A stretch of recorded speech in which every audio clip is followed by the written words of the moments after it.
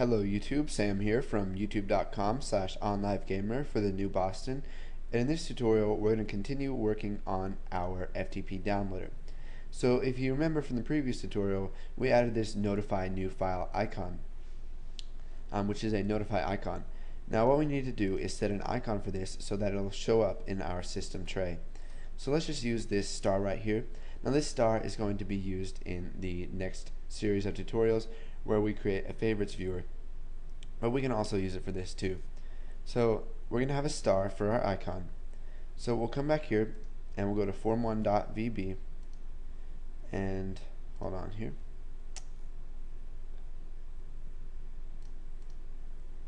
Okay, so what we need to do, sorry about that, I had to look at my previous project that I had created.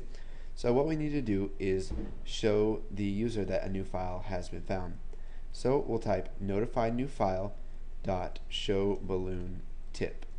Now a balloon tip is one of those things, if you're on Windows right now, a balloon tip is when you see a little balloon looking thing pop out from one of your icons in your system tray and it tells you something. Now you may have seen this with a Windows updater or something like that, and it has a little X button on it. So this is going to take some arguments. We're going to need the timeout. So let's set the timeout to 10 seconds.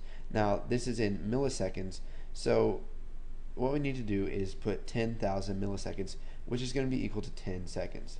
Now the next thing we need to do is set the title of the tip. Now to show balloon tips you have to use a notify icon, because there has to be an icon in the tray for you to show a balloon tip. You can't do it from an icon in the taskbar. So let's set the title to new file, and we'll just set the text to the new file found is, and then we'll just go ahead and add, let's see, file name dot toString, or file name is already a string, so we can just leave it like that. And then the tip icon is going to be tooltip icon dot info. So this will set the icon of our tooltip. Now let's go ahead and run this, and you can see here that we've got start checking for new files. So if I click this, it's going to say it's going to check for new files. Now that just showed up a whole bunch of balloon tips because it did that for each one of these because it did not contain it. So we'll go to home directory, and let's see here, we need to change this to, let's see, so it looks like it's not changing our text for this, so let's go ahead and we'll copy this, go ahead and paste that right there, and then paste that right there. So we'll get rid of this and we'll set checking to true to begin with. Okay, so now let's run this again, and if we start checking for new files, there we go, that was the problem. It changed the text of this instead of this because I didn't use very good names. So let's just undo this stuff we did here,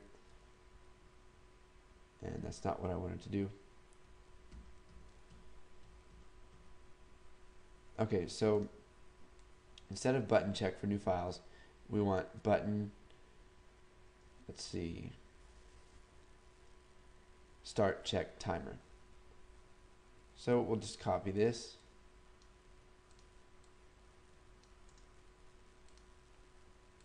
and we will paste it right here.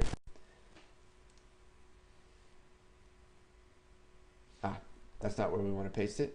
We want to paste it right here.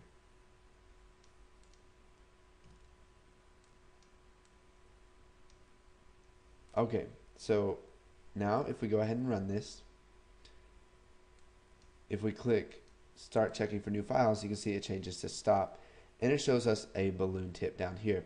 Now let me pause right here and I will try to show the balloon tip. Okay, so I've moved the recording down to here, and let's just go ahead.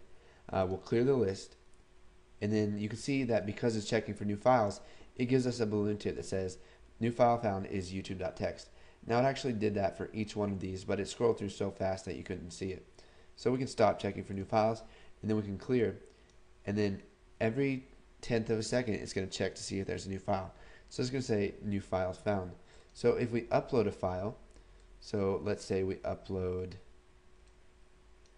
the dragon, we can go ahead and we'll see that it's going to check and find the dragon.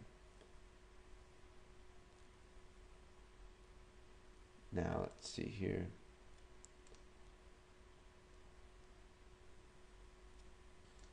Actually, that will not trigger this to tell us there's a new file, because when we upload, it's going to refresh the list by itself, and so it's going to see that that file is already in there. So we'll go ahead and close out of it. So go ahead, put this code in if you haven't already, and you should get the complete program to where you can do a whole bunch of stuff with FTP, and you can have it check for new files and notify you when that happens. So thanks for watching, guys, and stay tuned for the next tutorial.